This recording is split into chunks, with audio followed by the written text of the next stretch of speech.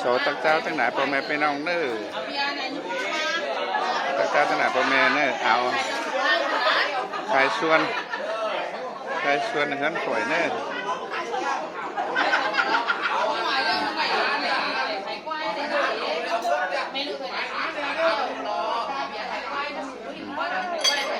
ใครชวนเฮือนข่อยนะพ่อแม่พี่น้องเน้อปกติตอนนี้เลยวันนี้เอาเวียนเนี่ยเอาเวียนอยู่หมวนหน่อยเลยไปตอนนี้นะเอาเวียนเลย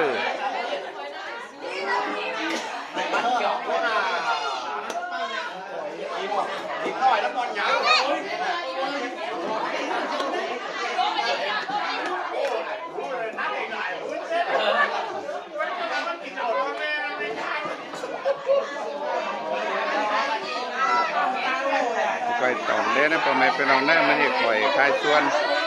ได้เฮิร์นข่อยนะพ่อแม่พี่น้องเนี่ย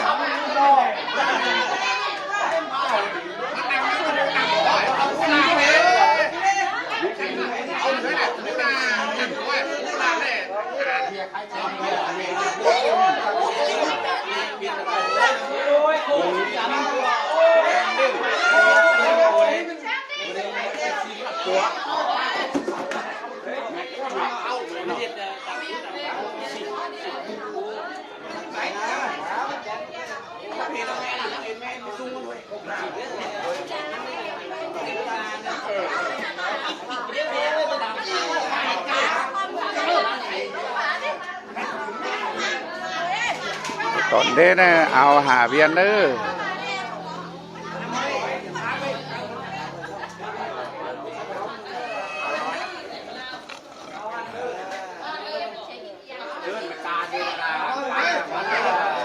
ลุงเสือเรืองบาทงรา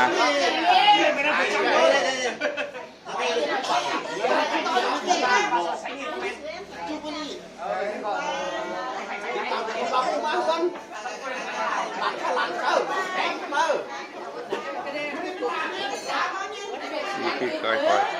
ทิ้งบ้าพี่เคยคอยเนี่ย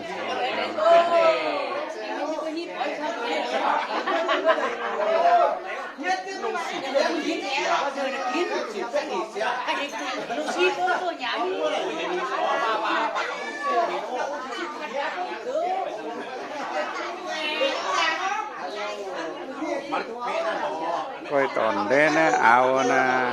หาเบียนเน้อเอาหาเบียนจุ๊บไว้น้อยนึงก็ตอนเด้นะไอ้ดังกล้วยเน้อ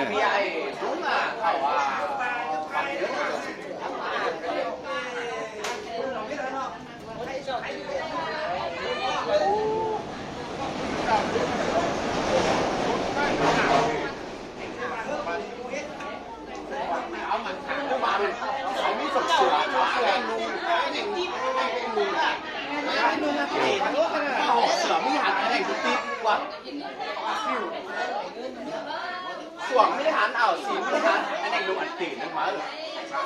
มันแบบลุงแม่แมวเยอะมาเอาเอาเลยหมดไม่หมดน้องแมวเรียนบาทเราดีน้องเลยน้องไปน้องให้พ่อเขาเอาถังมันมีแค่ไม่ต้องล้างไม่เสร็จแล้วเอามันเวลานี้ไปนะเวลานี้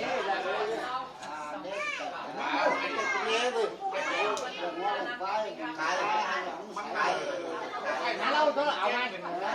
นั่นน่ะไปด้วยพี่เมียแค่หน่อยเด็กตัวอีตุ้งน้องนะต้องแท็กล่าเย้จ้าเดียว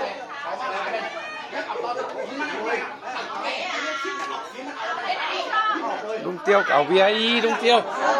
บ่ายเอาเบียร์นะบ้านเราขายเตี๋ยวหมูเจ๋งหน่อยขั้นตอนนี้พ่อแม่พี่น้องเน้อใครชวนเงินข่อยเน้อเอากันมากินเจียงไทยชวนรามข่อยพ่อแม่พี่น้องเน้อ เ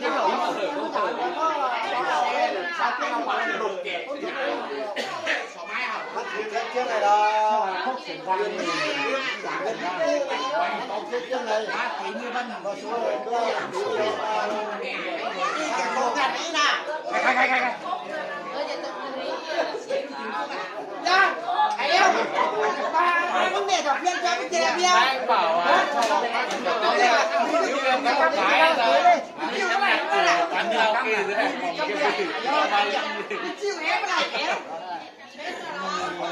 กำเบียเปิดขายปีมน้อยนี่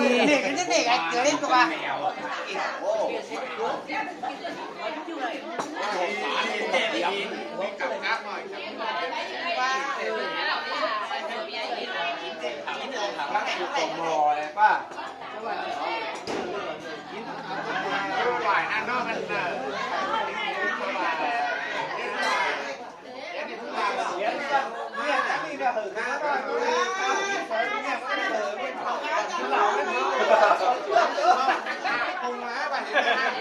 อุ้ย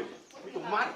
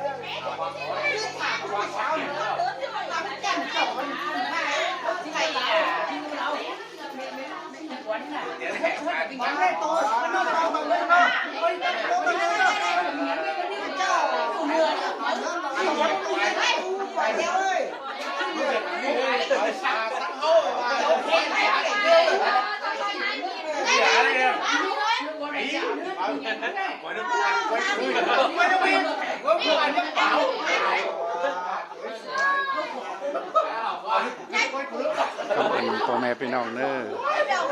กินเสียงงามปล่อยให้พ่อแม่พี่น้องเอ้ยกำเอิญพ่อแม่พี่น้อง